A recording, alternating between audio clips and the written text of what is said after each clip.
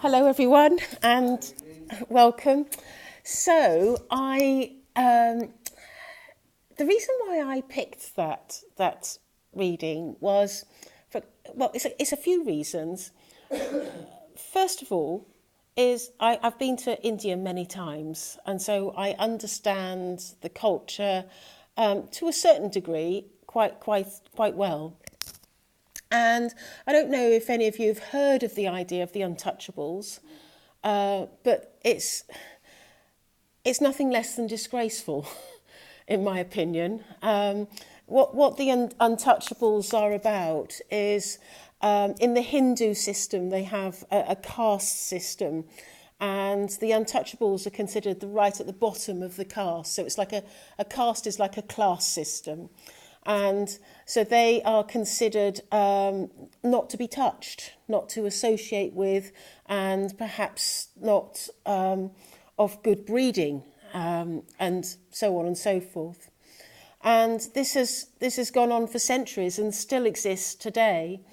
I think there has been some progress made in India with regards to the untouchables, but it still is there in many areas. And I think that's really sad, because as I'm connecting to the spirit world, I know that one of my guides is going to step forward. And for those of you who have seen me work before, you may be aware that about a year ago, lots of people from the Bible era have stepped forward and are working with me. So I know that I have John the Baptist here this evening, and I feel that he is going to. I know that he's present, but I'm not sure if it's him that's going to be doing the talking. But Mother Mary is also stepping forward. So I feel that it's going to be Mother Mary that wants to say her piece, but she's come with St. John the Baptist. She's saying that Mother Mary is saying that when she was on the earth plane, she had difficulties associated with certain sections of society. They were considered sort of lowest of the low, or they weren't respected in their world in the way that perhaps other people were respected.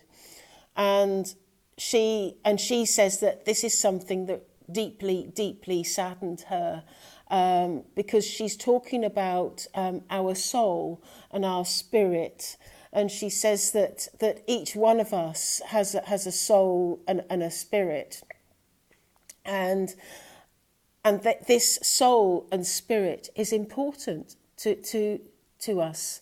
And the reason why it's important to us is because it is us.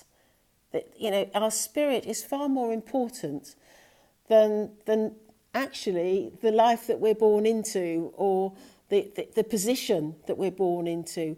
It's what we do in our lives that are important, but that just gains knowledge and information and understanding for our soul.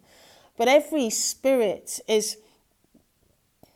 she says that there are times that we could be born into a world that has a particular type of religion, and then another life be born into another religion. She's saying that there is the spirit and the soul moves across societies and nations and our world. She's also saying to me that she would like us to understand that the concept of equality, and she'd like us to understand that not everybody considers themselves equal to others. And she says, we should. Oh, look, she made me tap on the... We should. We should see ourselves as equal. We should see ourselves as the same as the next person. We shouldn't have to bow down to one person and expect another person to bow down to us. because we all have something to offer. And if we looked at our spirit, if we looked at our soul, we would see that light and that shining light within us. We would see something more than just the life that we're living on this earth plane in this moment. We would see something that is actually quite special. Because she says, and she knows and she understands that not everybody understands the idea of reincarnation. But she says, she's making me tap again. she says that it's true. It's very true. We do live many lifetimes, and this is just one of ours, one of our lifetimes. And if you can imagine that perhaps once you were a king and a queen, or another time you were a slave, another time you were perhaps one of the untouchables. But whatever life that you led, or whoever you were, she says, what's important is that your soul has grown. Your soul perhaps has suffered at times, but your soul has also ignited, enlightened, has grown, has become the beautiful spirit that it is. Every step that we take in this lifetime, and every step that we take as we walk this journey, as we grow, we are enabling our spirit to be wiser, to be more informed, to grow in a way that has never been done for ourselves before. Because there is an infinite way of growth. Growth never ceases. Growth always continues. She says, look at myself. I still manage to achieve my own personal growth and my own personal understanding. She says that she never forgets the times when she was Mother Mary on the earth plane, and when she had to suffer much distress and much pain and much heartache. Those things that she endured in that lifetime, she'll never, ever forget. She said one of the things that troubled her the most in that lifetime.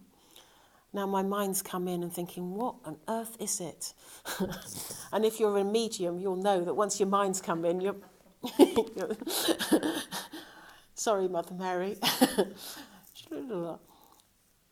She says that when she was on the earth plane, because of her suffering, she says, it took me a long time to sort of recover, she says, from that life, because she saw so much terror and pain and hurt. And she knew that it would be a long time to create an understanding of the other people around her and to also create forgiveness. And she says that this has been one of her biggest battles in her days, in her lives, is to create forgiveness for those people that have wronged her family, and wronged Jesus Christ. She says that, so she's giving this example of how each person has a weakness. Each person has a difficulty, regardless of the spirit that you are. But she says, I'm pleased to let you know that I have reached that point of forgiveness, and many people that have wronged me in that lifetime are now my dearest, closest friends. And we all are together in this world, and she's referring to the spirit world.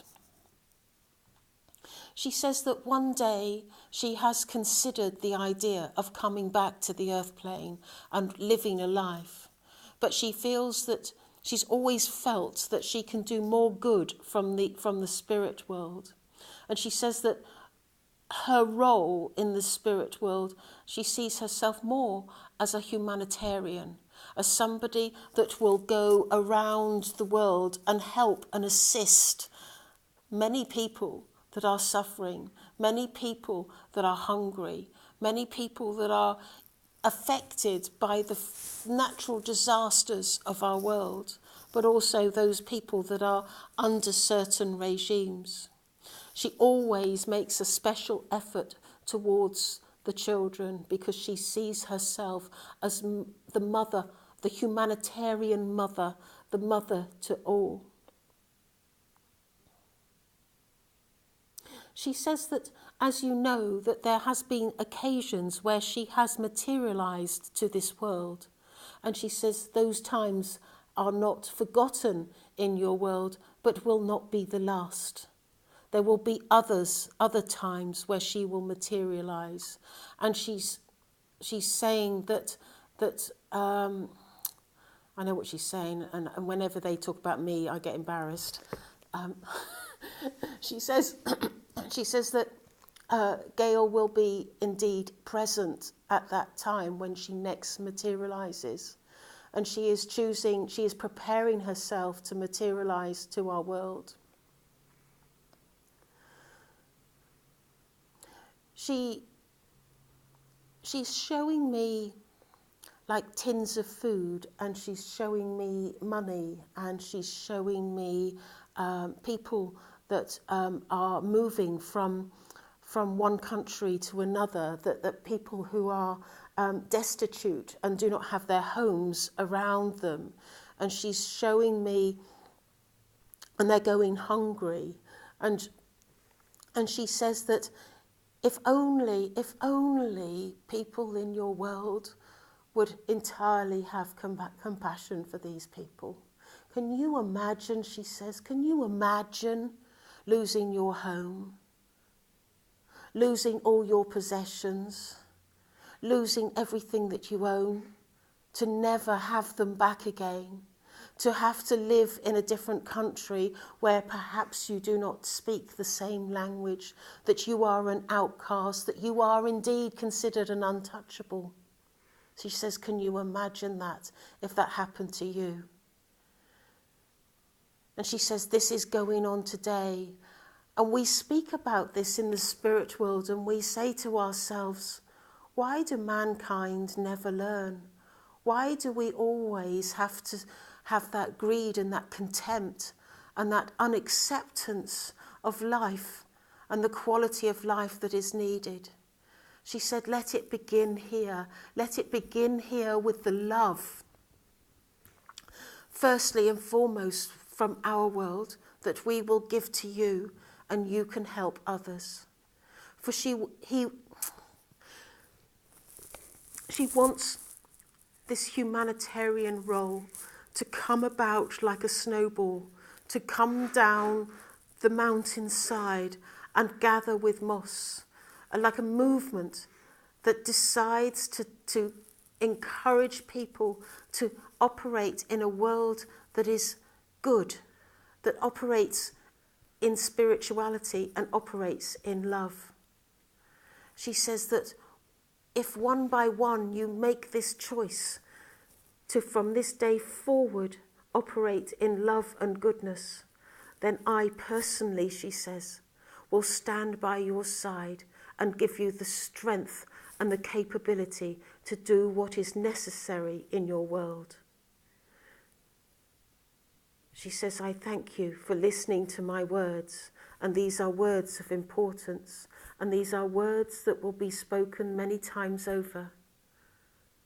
But if one person does a good deed to another, then we are making progress.